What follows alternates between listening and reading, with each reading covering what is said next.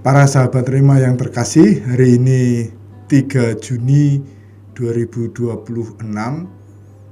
bersama Bunda Gereja kita memperingati Santo Charles Lwanga dan teman-teman para martir Afrika.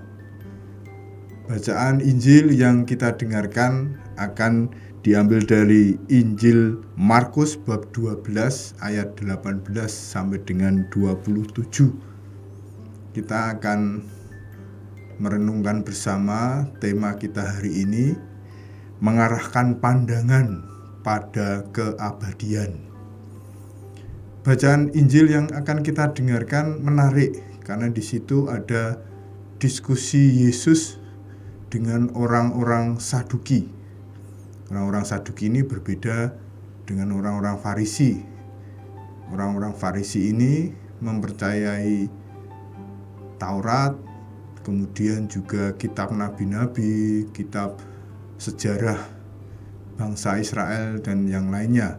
Tetapi orang-orang Saduki yang berdiskusi dengan Yesus hari ini, mereka hanya percaya kepada hukum Taurat. Sehingga mereka itu mempunyai keyakinan bahwa tidak ada kebangkitan badan atau tidak ada setelah kematian, hidup setelah kematian. Jadi kalau sudah orang mati dengan hal yang baik, maka sudah selesai. Dan dengan dasar pemikiran itu pula mereka itu ingin menjebak Yesus dengan pertanyaan teologis ya, yang menurut saya juga sebenarnya ini adalah dugaan-dugaan saja yang mereka berikan. Mereka bertanya kepada Yesus, siapa yang akan menjadi suami seorang perempuan yang menikah kemudian tidak mempunyai anak, kemudian suaminya ini meninggal, ia kemudian menikah dengan adiknya, tidak mempunyai anak, meninggal dan seterusnya hingga sampai 7 suami di dunia ini.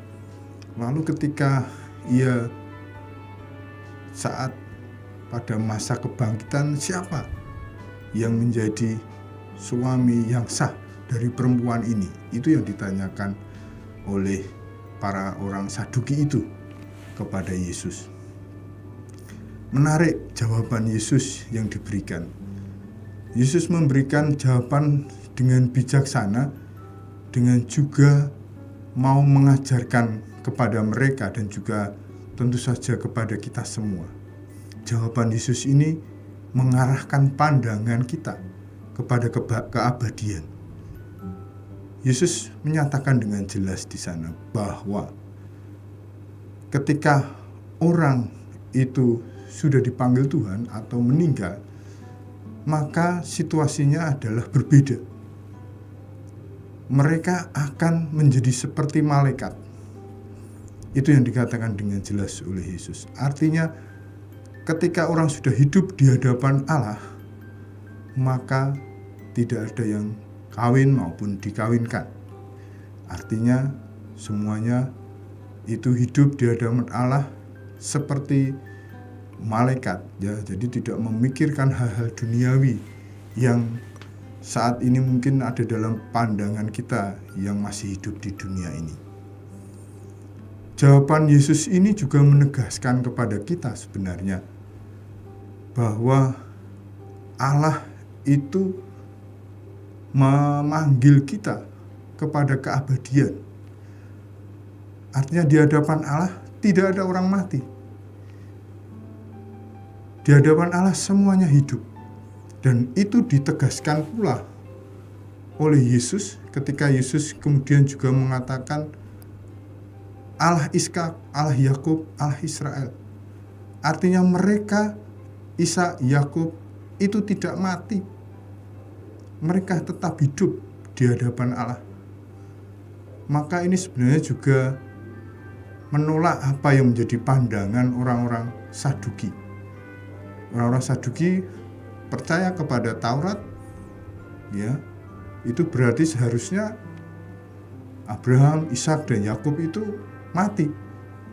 Tetapi Yesus dengan jelas mengatakan bahwa Allah Abraham, Allah Ishak, Allah Yakub itu artinya bahwa mereka tetap hidup di hadapan Allah.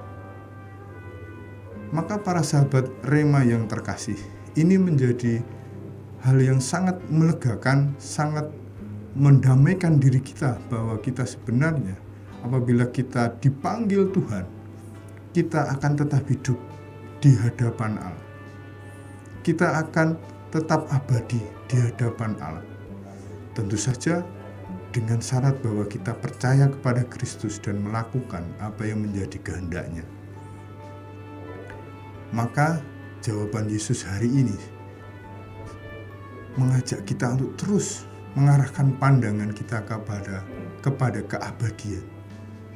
Keabadian di mana kita hidup bersama Allah. Dan itu harus kita persiapkan sejak sekarang. Kita tidak menanti, kita menyiapkan diri. Kalau menanti mungkin kita masih menunggu, kita berdiam saja atau duduk sambil menunggu keselamatan. Tidak, kita menyiapkan diri akan keselamatan, akan hidup keabadian bersama Allah itu.